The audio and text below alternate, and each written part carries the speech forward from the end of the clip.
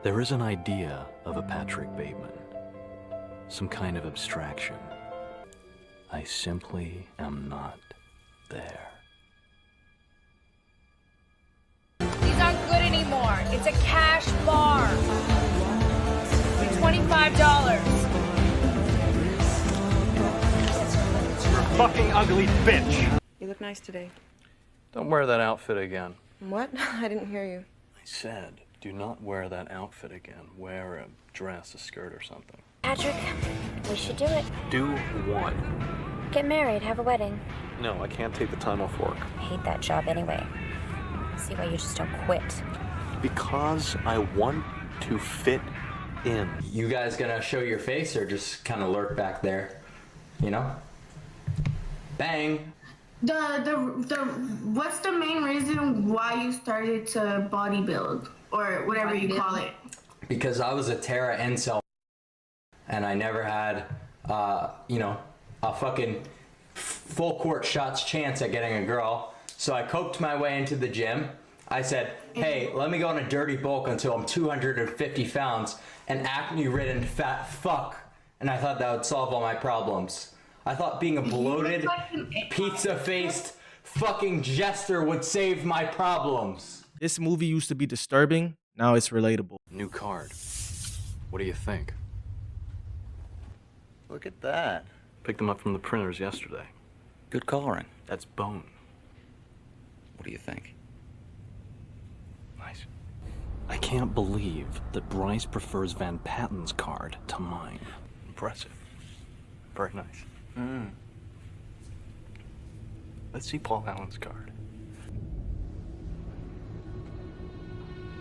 Look at that subtle off-white coloring. The tasteful thickness of it. Oh my God. It even has a watermark. American Psycho isn't a horror movie anymore. It's a documentary that came out too early. Patrick Bateman was framed as insane because he obsessed over his skin, his body fat percentage, his jawline, his status, and how he ranked compared to other men. In the 2000s, that level of fixation was psychotic. Today, that's just called self-improvement.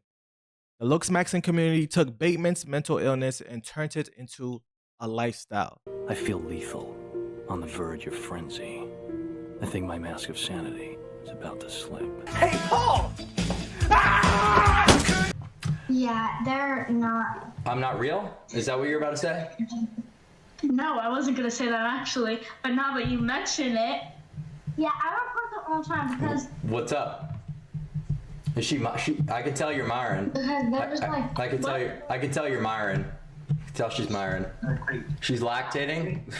She's mesmerized. Chat. Holy mesmerized. Crazy. Mesmerized. Are you okay? No, I'm tweaking a little bit off meth, but. Like, seriously? Yeah, just slightly. Since you asked. Yo, what up? What are you wearing? This is like people ask what all the time. I'm wearing the outfit. Why do guys go to like Eastern European countries in order to find a wife? You're the fucking primary answer right there. Looksmaxxing is the idea of improving your looks. The origins of this term are somewhat difficult to place, but today, the term is most commonly attributed to looksmaxx.org. Clav began browsing the site while in high school, supposedly coming to a personal epiphany. Looks matter above all else. If you don't have friends, it's because you're not good looking. Want to succeed in relationships? You need to be good looking. You want a dream job? Well, you also need to be good looking for that. Some basic methods for Looksmaxxing are pretty typical. Go to the gym, eat a balanced diet, get some sunlight so you don't look like you just rolled out of a coffin. But these are all things that people have been doing anyway. Your dad probably told you to go to the gym instead of playing Halo all night. Or maybe that was just me. But some Looksmaxxers are in favor of using more drastic methods. Clav claims that he was just 14 years old when he ordered testosterone off the internet for the first time. Obviously, testosterone is a naturally occurring hormone in all of us, but Clav was taking it to accelerate his progress in the gym. Or, as he puts it, I started roids about 2 weeks after I started lifting. Why? Because natty gains are slow and gay. What's up? I just want to give a comprehensive overview of SARMs, or selective androgen receptor modules, what I think about them, my experience with them, and if you should take them. Now, SARMs are not as researched as anabolic steroids, so we don't currently know the long-term side effects, so that risk is already present.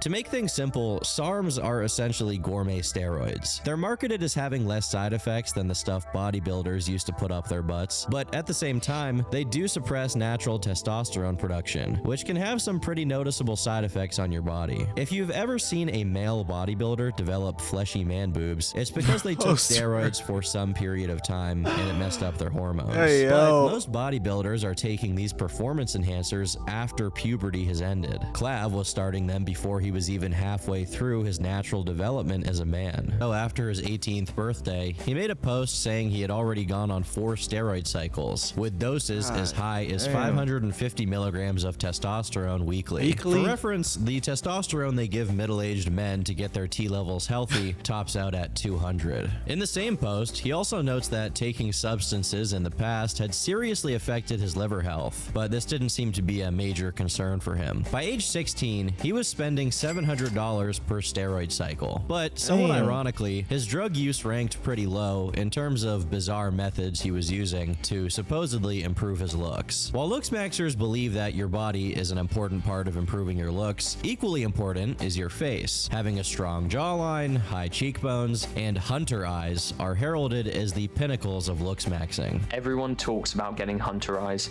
and everyone talks about a positive canthal tilt, but no one tells the truth. Here's the full guide on how to actually get hunter eyes. According to Clav, one of the methods he used was called thumb pulling, which entailed pulling the roof of his mouth outwards to widen his jaw. He also chewed gum, which supposedly helped his jawline as well. All of these are obviously unconventional, but the strangest method is bone smashing. The idea that by lightly hitting your face with a hammer or other object, you can create microfractures that, when healed, supposedly enlarge or strengthen the bones underneath. I know it hurts, but that means it's working. That's the only indication.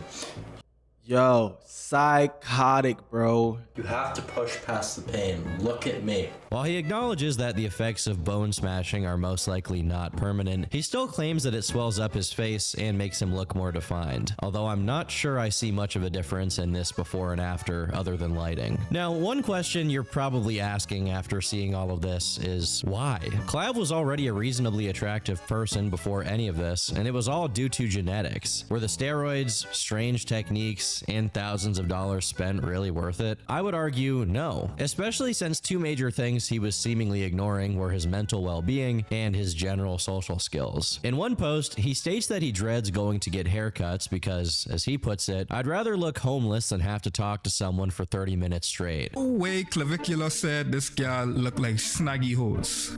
Bro, here, wait, look. Bro, on God, she looks like Snaggy Hose. On my life. That is crazy word. On my life, on my life, on my life. Chat, yes or no? Yes or no? This was my first encounter with the budget brand Nick from Love Island man known as Clavicular. Don't get it twisted. This isn't about wanting to look better.